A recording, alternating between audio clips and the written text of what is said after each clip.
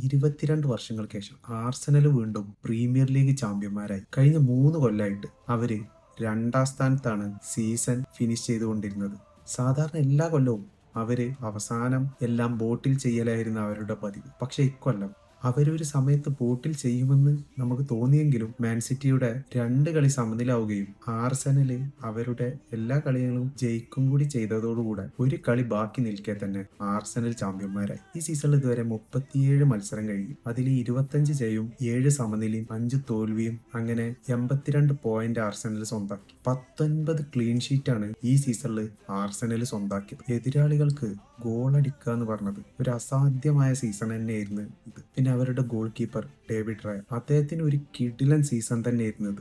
ഇപ്രാവശ്യത്തെ golden ഗ്ലോവും David റായക്ക് തന്നെയാണ്. പിന്നെ മിക്കൽ ആർട്ടേറ്റ, അദ്ദേഹം ഒരു കോച്ച് എന്നതിലുപരി ആർസണലിന്റെ ചരിത്രത്തിലെ ഒരു ഐക്കൺ കൂടിയാണ്.